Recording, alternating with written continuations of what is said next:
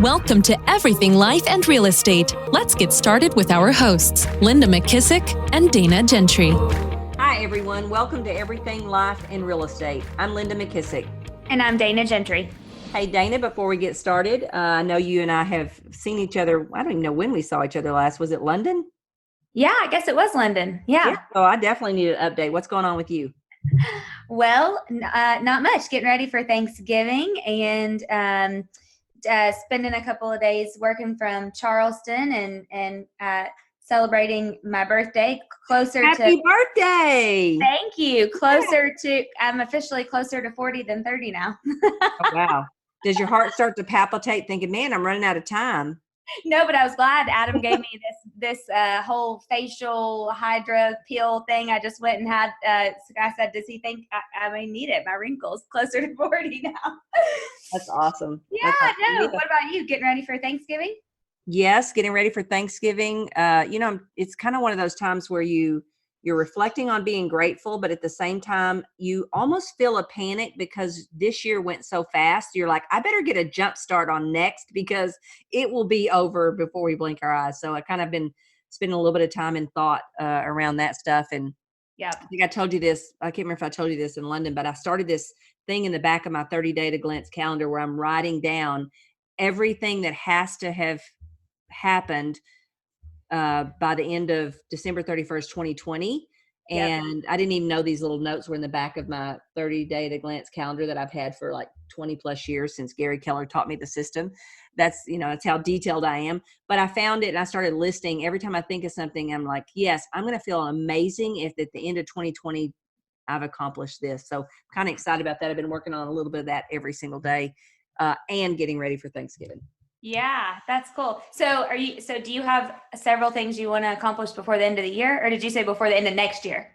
Before the end of next year. Oh, okay, next year. So I look for you and I do a podcast on maybe what are some of our goals for next year. How do we set our goals and that kind of stuff. So I'm super excited because we have two amazing guests today. I don't even know when I first met these guys, but they're one of those that once they come on your radar, you kind of go, wow, here's two really super talented people. And they've been on a panel that I recently spoke at in South Florida. And they were like, to me, the stars of the show. So I've asked them to come on and be our guests. So Dan and Jen, if you would introduce yourself and kind of tell our audience a little bit about your journey in real estate. Well, Dan is looking at me, so I think I'll start. My name is Jen Davis. I am currently the CEO of our company, Holt Homes Group. Dan is the founder. I joined the team and Keller Williams 7 years ago last week. So I've been here 7 years. I started in real estate actually in 2008, which, clearly was an awesome year to get into real estate. Right. And I started with another company, and then Dan recruited me to be his buyer's agent. So I was actually our lead buyer specialist for the majority of my career with KW. Okay, real quick before you move on, Dan, what did you see in Jen? Because she was working for somebody else and you stole her. Yeah.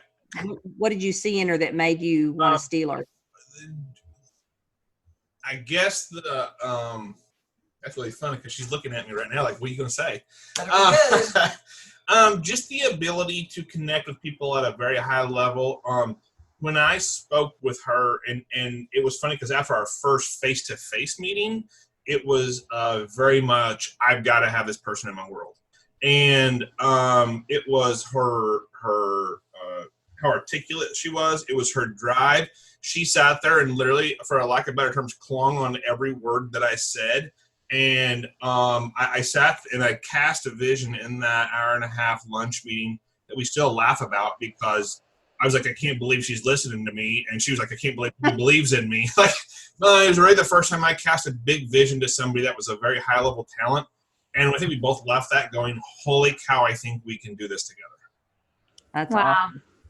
Yeah. So tell the audience a little bit about kind of what your production is. I'm sure you were going to get to that, but Jen, I'm sorry, I think I interrupted you, but I just wanted the audience to kind of understand that you got to learn how to recognize talent and be brave enough to go incorporate them into your vision. And so I knew you guys had gotten together, but I couldn't remember where you actually had started from. So go ahead. Let me add on to that a little bit. Like I was for lack of better terms, the Johnny come lately. Matter of fact, that's what I was called when they were trying to recruit Jen away from me. I was the 3-year guy in real estate that was having great success with, at that time, some okay talent on the team, and she was working for one of the top producers in our market. And I just went right after it, honestly. And it was one of those, why that's kind of like why she listened to me is beyond me. But I think I had made at least in the 3 years, I had made enough of a ripple that it was creating some negative attention, but it also created clearly some positive attention. So she did give me the time of day. And when I sat there, I gave her a business plan at that point in time, which was super, super elementary. And yet it was still the first time she'd ever seen it. So what kind of production were you at when you approached her? Myself? Mm-hmm. I would say that we were doing about 12 to 15 million a year. Okay. And the person you were working for, Jen, were they doing a whole lot more? They were. An average sales price was way higher. We're in Springfield, Missouri, and average board, for the board is $185,000 is the average sales price. And Dan's at that time, being new to the business, was maybe 150. Trailers. I hear you. Mine was 60 when I first started, so you had nicer trailers than me. So, the guy that I was working for at that time, we were the recruiters for the local hospital, and I think my average sales price at that point was $300,000. What a vision, huh? So from the outside looking in, you would have seemed unapproachable and ungettable because you were on probably the best team, maybe, or whatever, one of the best in Springfield. So that's pretty interesting for people to hear. It was, I actually did an interview with Max Coaching today, and they were talking about, what was the tipping point. And it did start with a business plan. I was a buyer's agent, and I had really started as the admin for the other team and kind of worked my way up. And the tipping point was I had lunch with Dan, and he drew out this business plan. And he was the first person really that didn't treat the buyer agent role as a less than role. So it was something that could be built upon, that we could, I could have a team within a team. I could run my own business under the umbrella of Dan's organization. And that was the part that got me curious and got me excited. I think the thing that sealed the deal, though, because sometimes his recruiting felt a little like stalking. Being honest. Then I did it right. He sent me to a class. He sent me to a KW class, and it was, a Win with Buyers, which is a basic class that KW provides. And Matt Fedek was the instructor. And I drove to Kansas City. We're in Springfield.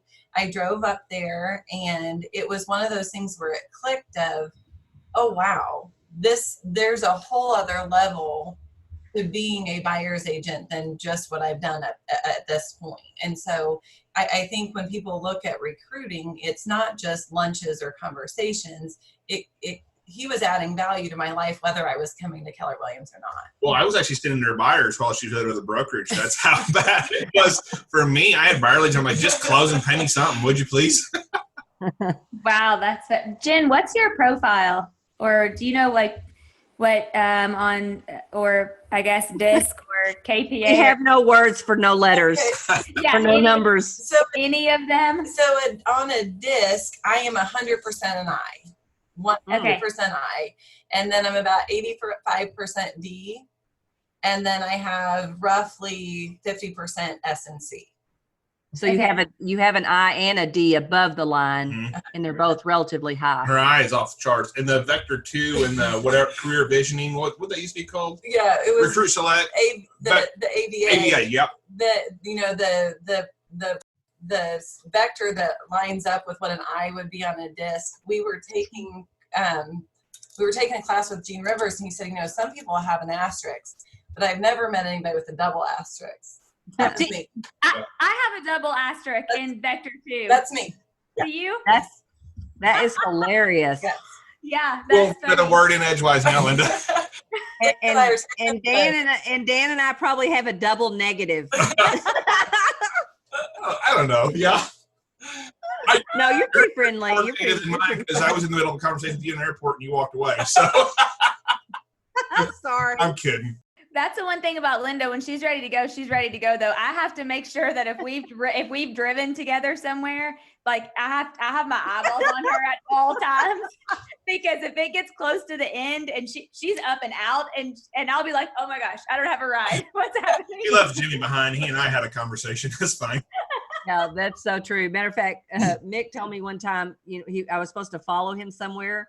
And he said, here in Ohio, Linda, we don't follow in front. We follow behind. I ran off and left him and didn't even know where I was going.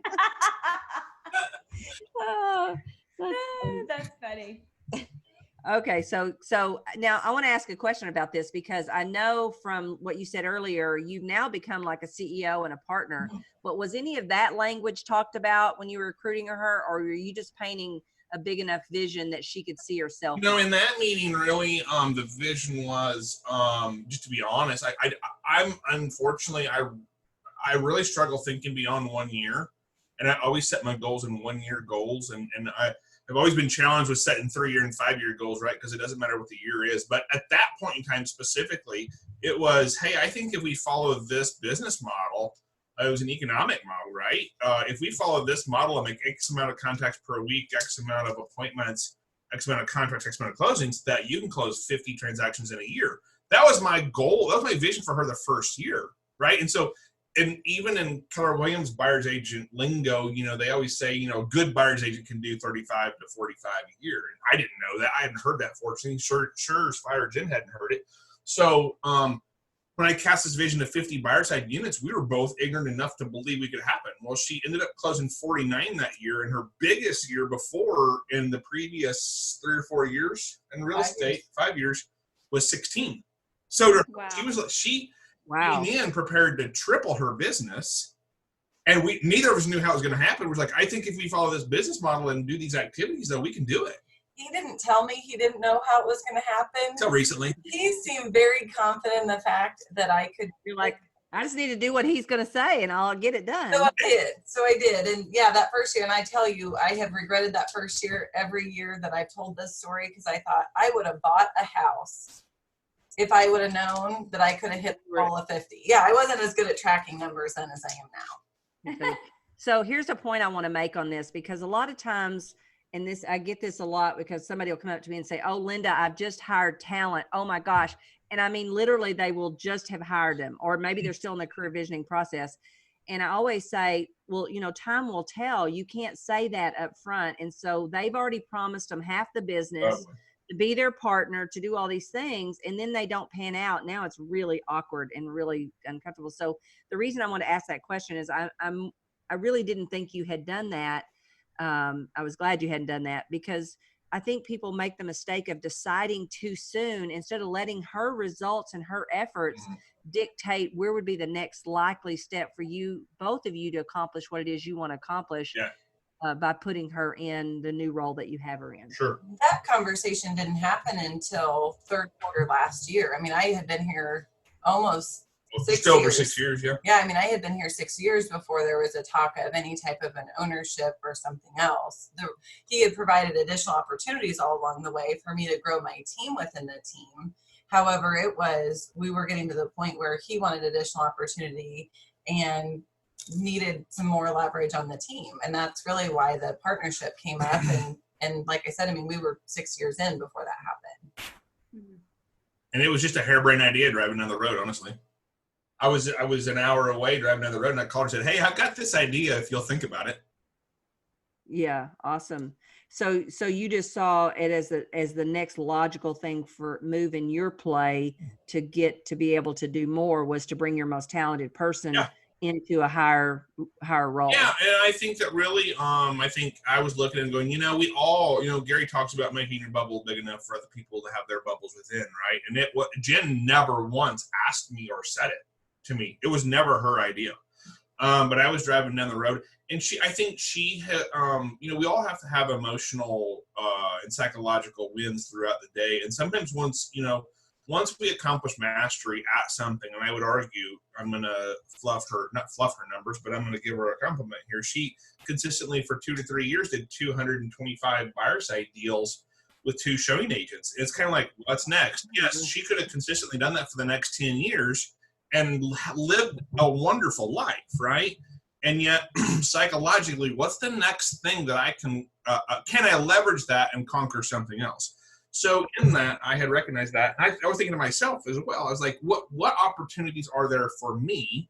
And yes, logically, and also to me, two things. Number one, it was very much like selfishly, it was a golden handcuff opportunity, because for an amount of buy-in, monetarily buy-in, I could create a partner that I knew I trusted, I knew was better than me, and I knew was then bought into, the organization holistically, rather than just one department. Now the whole organization, right? Not just the buy side, the whole thing. And secondly, it created a growth trajectory for her, and it created other opportunities for myself. Awesome. So did it, what were the opportunities that you saw that you could take advantage of? Because I find a lot of times top agents won't let go. And I always say, when the pain of staying where you are is great enough, you have something greater to reach for, you'll let go. Yeah. Otherwise, they hang on way too long, and they don't get to take advantage of more opportunity. And then they lose the most talented people they have because they don't have their next opportunity. What was it that you saw in your opportunity? I love the word opportunity for us as realtors, because we need to think more like that. What were some of those opportunities that you saw that you knew you needed to bring her in more as a kind of a partner? Like what opportunities was I wanting to capitalize on? Yeah. So, mine, I haven't mentioned this, but I took over OP Narrow Market Center in Springfield about 2 years ago. So it allowed me to focus on that a little bit more, because the first year that I was doing it, Jen and I weren't partners, right? So the list I was kind of absentee owner. Jen was kind of running it all anyhow. So for me, it was also I can now psychologically let go of this and not have to worry about it, because I can trust her on it. But here's what the funniest part is yet. I've not really found my next opportunity yet. I love running the market center. The numbers are really good. I could always improve that. Jen, one of the reasons I did bring her in is I knew that my leadership style and what I did got us where we were, but wouldn't get us where we need to go. So, I don't really know, Linda. Like I look at it, I'm like, okay, do I want to OP of a market center? Do I want to teach? I don't know what my next opportunity is yet. So in the meanwhile, I'm just I'm actually kicking out about 100 units a year. He's my top listing I'm playing around, kicking out 100 units, and we've got a lot of leverage there and running the market center. And I'm kind of watching, but I knew I had to get that in place first and up and running. And Jen said, I want you here with me, like side by side, like teaching me how to run this so I can run it. There's a little learning curve there, right? And her strengths were not the strengths that I possess, and mine are not the ones she possesses, which is great. But we just wanted to learn that and master us within role for a while before I ran off and did something else, which I still don't know what it is. I'm assuming it's in real estate. Yeah. Actually, you just walked right into one of my questions, Dan, which I think could be a good time to answer. What would y'all say your strengths and weaknesses are? Like, how do y'all work so well together? Awesome. Number one, we're in a high level of conversation all the time. I think one of the things that's never been foundationally questioned with her and I is that we trust each other 100%. So if you look at the 5 dysfunctions of a team, the most the underlying tone of any business not succeeding at a high level is the absence or the lack of trust, right? Jen and I, no matter what, know that not that we trust each other, that like we're not going to take each other's money, that we trust that each other's going to get the job done. So my strengths initially were really vision, and then I produced at a very high level. And then Jen came right behind me, and Jen was very personable, produced at a very high level, grasp leverage, etc. But I'll tell you that I typically in our team call a little bit more airy-fairy. Like the 30,000 foot view sounds great, but I don't and I'll implement things for a day, and then it kind of fizzles out. And Jen very much is the one that is able to take those 9-10 ideas and sort down which one I really meant. And it's really important to move the business further, faster, as well as coming up with her own ideas. She comes up with as many or more ideas than me now. I really don't come up with that many, in all fairness. But she'll bounce them off me. Like we vet or poke holes in each other's ideas. But Jen is 100% the implementer and becoming the visionary more so. I'm not the implementer anymore. I'm not the accountability person. She holds everything accountable.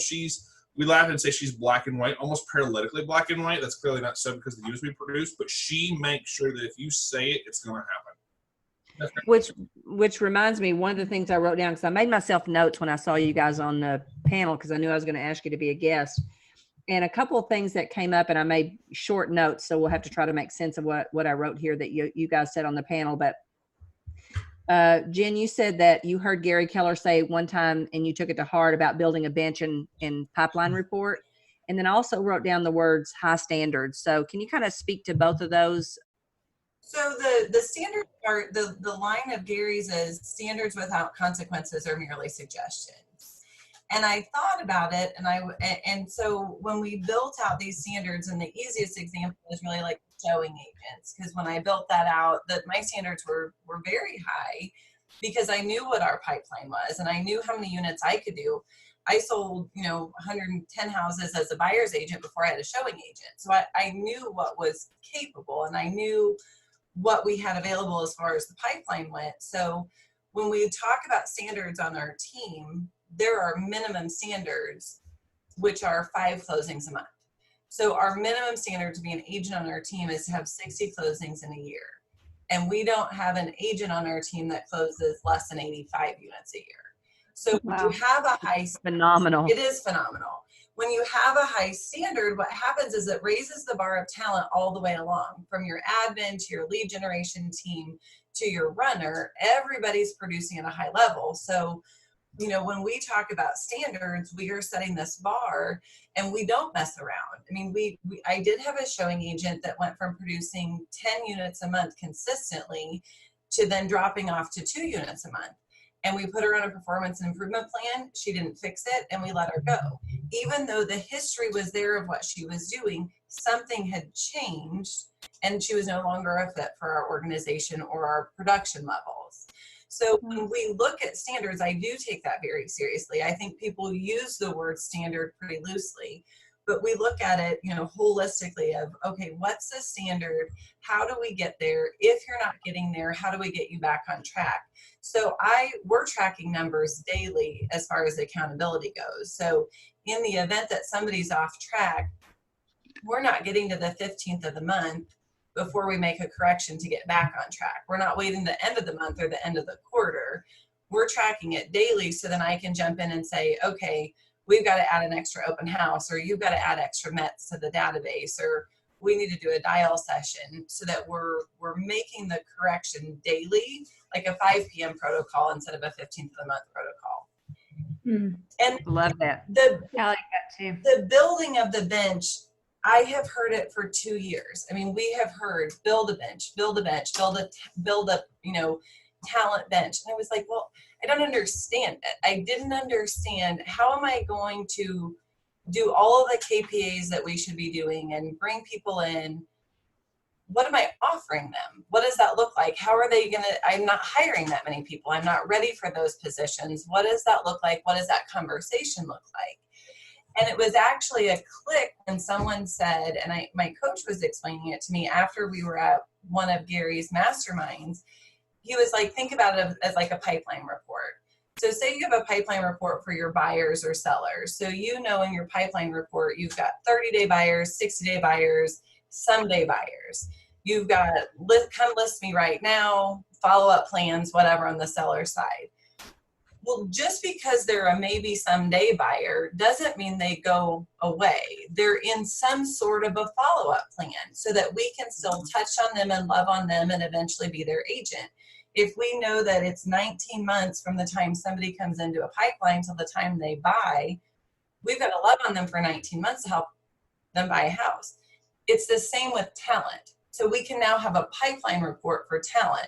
Here are these people that we would find a position for right now, right? Those are your A buyers or your come list me's. These people interview with us and we're going to find a spot in our organization. Then we have the people who are like, we might want to be in business with them. They look pretty good. However, we're gonna slow it down. We're not gonna rush through the KPA process. We're not gonna do career visioning just yet. We're just gonna have a conversation with them so that when and if the position we feel like they would be good for becomes available, we can reach back out to them. And then the same with the someday people. They're not quite ready yet. They're in a different stage of life or whatever it might be. So what we've done is we can now build out part of our database is for talent. So those are different tags in your database. Those are different messages that you're sending. It's different value adds. So it's no different than a pipeline report for buyers or sellers, just for talent. It took me longer than it should have to have understood what building a bench looked like. Well, I love that, because what will happen to most people, myself included, is if there is that missing piece of you understanding how do you handle that, you'll stay stuck and you won't do the number of KPAs.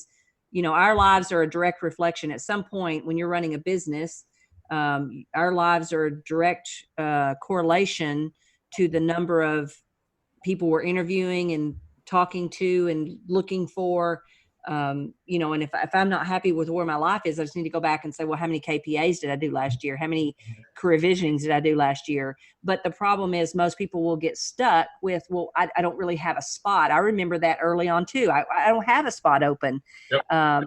And you somehow feel you're going to have to let somebody go that's good if you find somebody, and it takes a while to get over that mentality of worrying about that. It does, and I think it's not even the fact. I think I was potentially thinking I was going to have to make a spot for every person I interviewed. Well, what I learned is the more I interview and the more of these that I sit in, the less people I actually care for to be in our organization.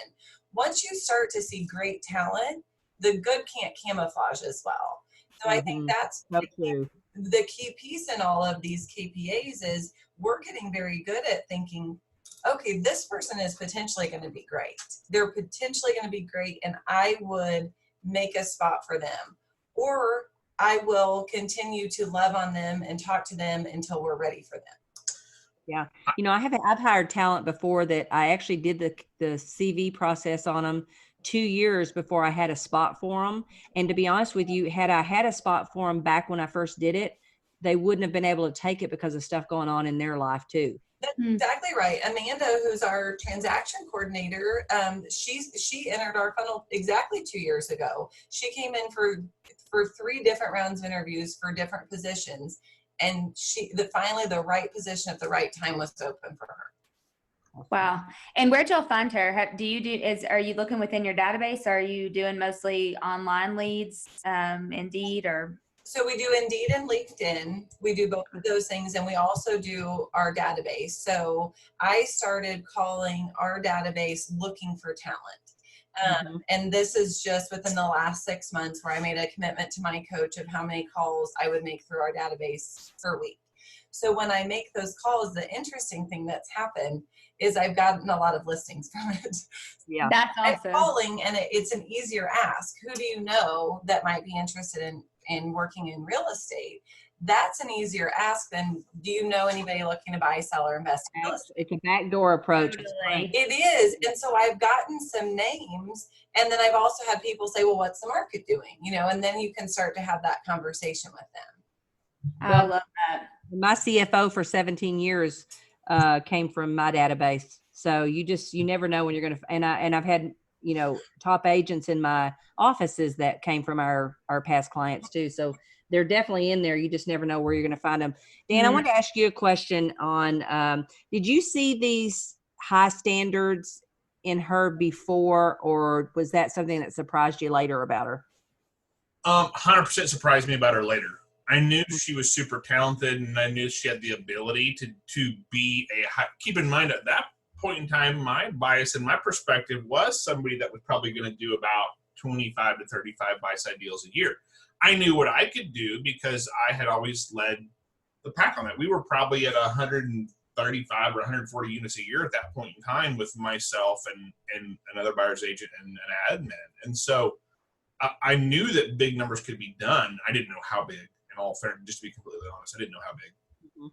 And it got to the point. I don't think Jen knew how big either, in all fairness. No, it got to the point where I don't think I knew how much I liked accountability. I mean, I don't think I knew that I enjoyed tracking numbers as much as I like tracking numbers. There is nothing that I like to talk about more than a tracker or numbers. There's nothing I like better. So, and it's frustrating for everyone around me. But where would that, Jen, where would that have showed up in your life if someone was doing a career visioning process on you? Where would the signs of those kind of things shown up? That because I don't think that you just woke up one day and became this way. No. So where else in your life would they have seen the clues? I think with my academics, I think with sports and teams I had been on, and then as an adult, I think it was just the standards that I hold myself to really in all areas of my life. And I mean, that's as how clean my house is. And there are some things about me that I'm a perfectionist kind of, or she hides it. I try to seem more laid back than I am, but I am pretty controlled, or I want things to be neat and tidy and put away so that if somebody stopped by, at any point someone could have dinner at my house and I'd feel very confident in the presentation. So I think those would have been the only things that really could have triggered, but it would have been grades, would have been the drive in athletics, those types of things. I think, so before I knew what career visioning was, it was funny because I made this roadmap out to identify what the personality characteristic flaws, traits were of the people that I was looking for. And it's funny, one of the two things I looked for, and seriously, like not downplaying it, but this is before I knew like personality plus and like personality profile type stuff. And I knew like what the basic personality profiles were, but I had never been a career visioning. So I did totally look into this, but I did know a vision. But I liked, and I had seen high levels of success with people that had been very competitive in sports previously, and clearly who were intelligent based on grades. I've never, in all fairness, and not because she's sitting here, I've never met a smarter person than Jen, but I've also never met a more competitive person than Jen. That's true. She's the smartest academic. Yeah, 100% true. Hey, well, I have a question about that success plan that if you see one of your buyer agents is not hitting their goals, tell me kind of what your system is. Do you use a 411? Do you use a 135? And is this a weekly call or talk person to person with these people? And then do you have an example of what a performance plan would look like? You'd put someone, or do you have to customize those with each person? I know our audience is going to want to know these things. So we do 411s every week, and those are a non-negotiable. So we don't move those around, with the exception of today, which is Pi Day in our office. So, that's an appointment with our people. So at the bottom of their 411, if they're not on track, they make their commitment for the next week, and then they sign it. So they sign what the additional activities are going to be that they're going to implement over the next week. As far as a 135 goes, we do those per department. So we have one for production, we have one for lead generation, and then we have one for the admin team. So what happens is the only people now that I'm doing 411s are the leaders of those departments. So our director of sales, she has a 135 for production. So what we did is we did a new 30, 60, 90 for her based on their 135 for next year. So her 30-day was October. November was the 60-day, December was the 90-day, so that those 135s, the strategies the 3 strategies for the 135 that they committed to, those are showing up on their 411. So by the first of the year, those are now our new standards. So just in case we have new listeners that don't know, why don't you explain the 135 to someone and a 411? And by the way, we will put both of these in the show notes. So a 411 is basically a weekly conversation. So you're going to have 4 conversations a month to make sure that you're on your weekly goal to hit your weekly goal, or to your weekly goal to hit your monthly goal to hit your annual goal.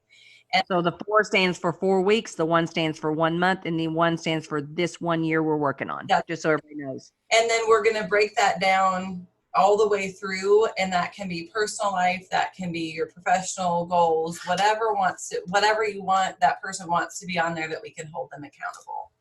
So then a 135 has that one big goal. So for us, we're doing that for the department within our organization. So on production for 2020, it's 500 closings. For the one thing for our admin, it's 300 reviews. The one thing on lead generation is 1,600 opportunities. And then so that's the one, your one big goal. And ours is by department. You could do it for the whole team. Most people do it for the organization as a whole. We wanted to do it so that everybody felt their piece in the organization and they felt like they could have a hand in it. So then the three are the three strategies to get you to the one goal. So for example, on production, it could be database, it could be conversion, and it could be open houses. I mean, just for an example. And then under those three, you do 5 things that will get you there. So when we're lining it out, it's very specific. So when I talk about a 30, 60, 90, typically that starts with a new employee, right? So somebody gets hired into our organization and they're on a plan for 90 days, but we break it up into a 30-day plan, a 60-day plan, and a 90-day plan. However, what we've done this year is we're breaking that 135 into a new 30, 60, 90 for our department heads so that they can get us into those goals for the next year. I love that idea of doing the 30, 60, 90 for the new 135. That's a great idea. Thank you. So the reason we did it is in the past, what's happened is, you put up a 135 and it gets put to the bottom of your desk and nobody ever looks at it again. And the new commitments that everybody makes when they're all fired up don't get implemented. So now when I'm meeting with the department heads, I can say to Monica, our director of operations, okay, where are we at on those 300 reviews? And you said, one of your strategies was to call all of our past clients from 2016 and 2017. How many calls have been made? How many contacts have you made? How many reviews have you gotten? It becomes bite-sized then, instead of being so overwhelming. Yeah, that's so good. Linda, I still have 6 more questions. Go girl. Told you this is going to be our 2-hour session. I know, we may run a little bit longer. Okay, well, we'll go quick through them. So first, I guess, Dan, what's the greatest lesson you've learned throughout this whole process since the time that you hired Jen? And you guys kind of alluded to this earlier. Honestly, I get faster. I get where I want to go faster when I, number one, create opportunity for other people. When I create avenues for other people to earn their opportunity, and when I remove my ego. Good ones. Yep. Those have been the 2 biggest. Sometimes I just want to get rid of something. Yes. A hot potato. But if I don't have somebody to take it, I've just dumped off a project that needs to be done, or maybe doesn't need to be done. I don't know. And honestly, Jen is I would argue that if you bring people in an organization that you don't trust or that you don't give, remember we were talking about trust earlier. If you don't have those people, if you don't trust them to give it to them, then they're wrong people. If you don't trust they're going to do it better than you, they're the wrong people. I think those are the foundations of trust. I think we misunderstand the word trust. But anyhow, it's trusting those people and it's removing your ego and recognizing the fact that they can do it better than you. And that's actually why you hired them. So true. And, know, most of the realtors that I work with, if you had sat back and said to someone, all of these things have to be done to build a big business like you guys have, most agents would have immediately went to, how am I going to do that? And that would have been where overwhelm set in and where they kind of stay stuck and they run out of leverage of their time because they keep trying to do it all instead of build it through other people. What I love about this example that you have is you didn't have to worry about all those things that she described. I'm going to venture to bet, Dan, wouldn't be things you would love to do. Hate them. And you wouldn't be good at it as like she is. No, that's why I said earlier, my strengths got us where we all were. Hers will take us where we need to go. You can be airy-fairy and go to 1,000 accidentally. You can fall into 400 units accidentally. In all fairness, right? Just grit, determination. I know that sounds silly, and people probably like, that doesn't make sense. You can fall into 400 deals pretty easily. You can't fall into 1,000. Absolutely. I love it. It makes both of your lives bigger and just keeps opening the doors for more opportunities for both of you. Love it. Sorry, Dana. Go No, ahead. that's okay. Well, gosh, I'm trying to think of what order to go in. Okay, so then what would be the one piece of advice either one of y'all or both of y'all would give someone, a team or someone who's stuck at 200 deals? Two things. Can I give two pieces of advice? Sure. Mhm. Okay, She's going on whether we say yes or no. that's true. The first one would be document to duplicate. We have spent so much time in the last year going back and documenting all of our training systems to make them leverageable, that I wish I could go back and restart and do those again. So build out a video library, build out call recordings, build out things to utilize when you have somebody new come in your organization in any role. The second thing, I think the hardest thing for me to learn is that we bring people in and we love them. And then we don't let them go. And they might be great at 150, 200 units. And they might not be able to do the role at 400 or 600 units. And what happens is it's not just that that person can't get you there. It's actually that they become the lid. They become the ceiling to get your team there.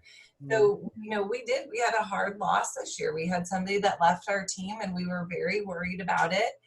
And it's been a breath of fresh air, and we still love her and we miss her. And we needed that to happen for us to get back on the right track, because it wasn't the right person to get us past where we were at.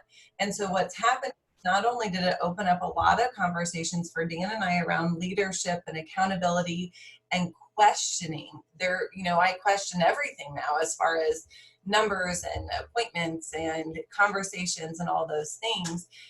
It also gave people on our team that were in a shadow that didn't need to be in a shadow a chance to shine.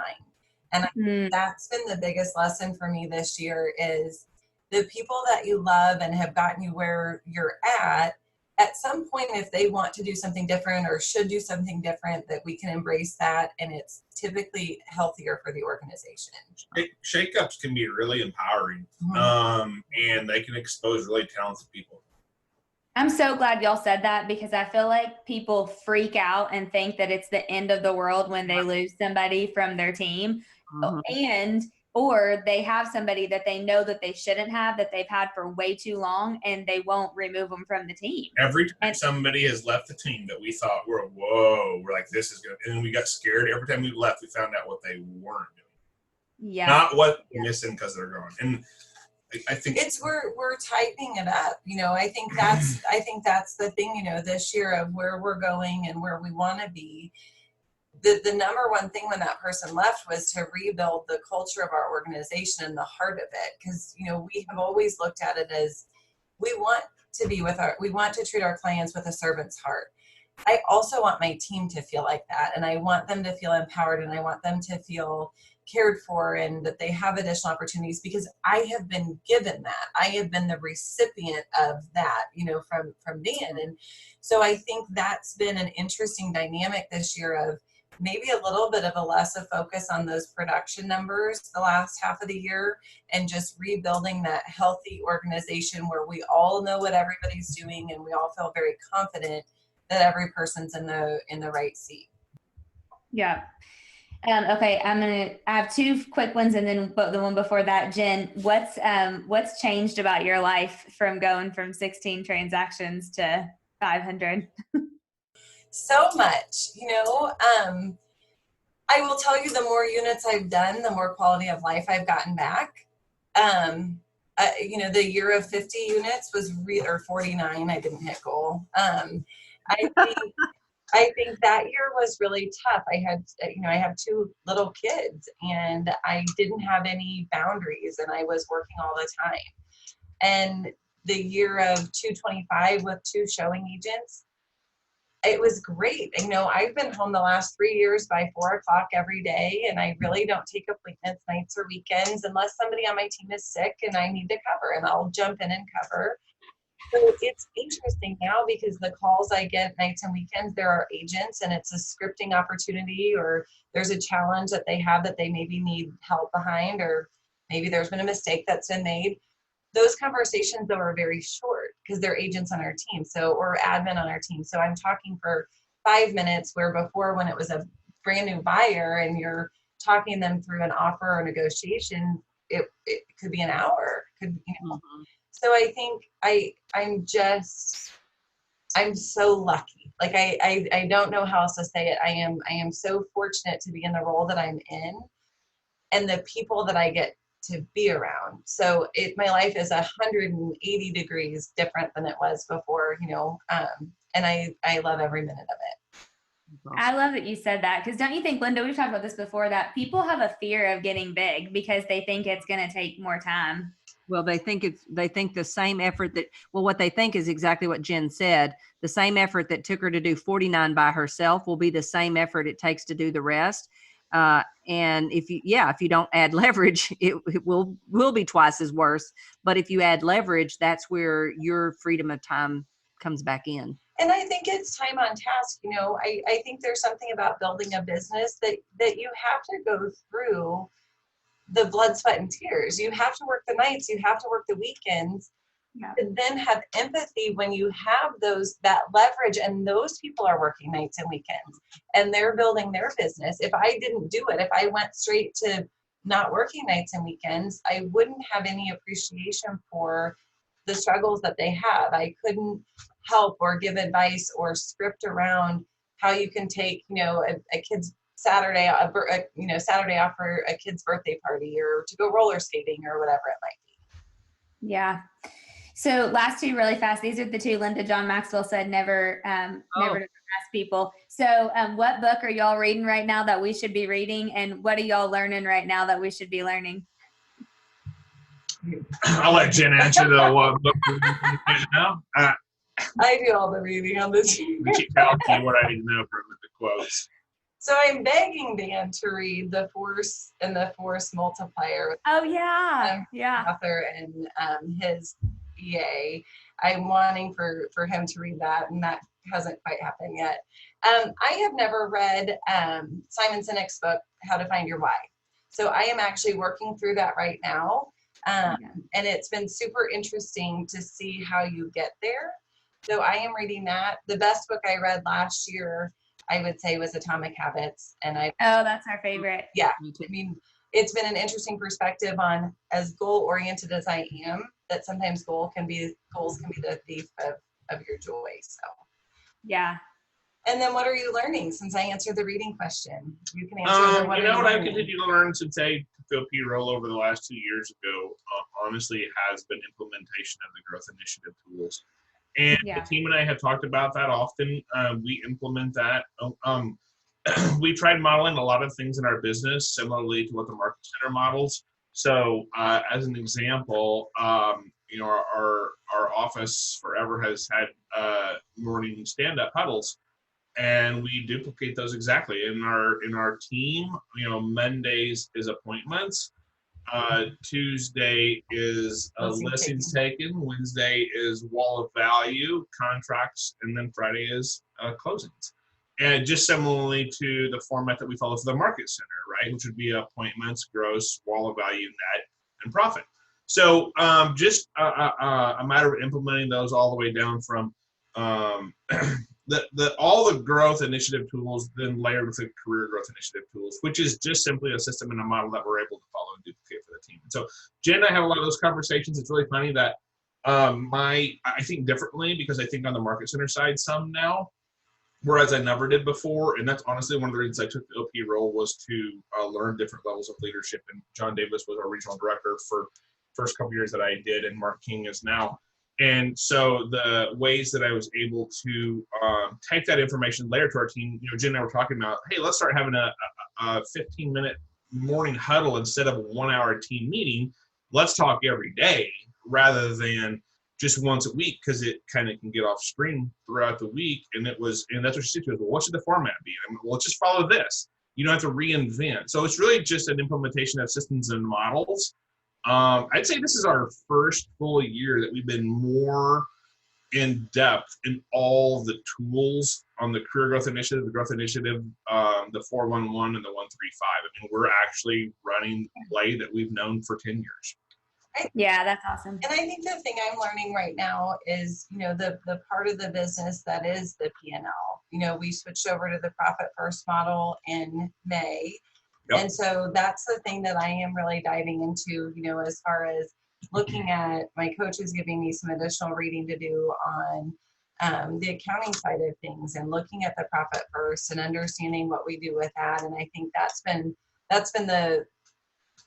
the most interesting piece for me this year, is to see really how much it costs to run a big business. Yeah. Awesome. That's great. This has been so good, guys. Man. So good. That's off. Just getting warmed up. I know, I'm telling you. And the thing is, I'm sure our audience is going to say, but yeah, wait, I want to know this and I want to know that. So we may have to bring you back. Part 2. But to keep to our time that we try to keep to keep people's attention, we are about out of time. So is there any final thoughts that either one of you are going to get off this podcast and go, oh, I wish I had told them this or brought up this that you'd like to share before we close today?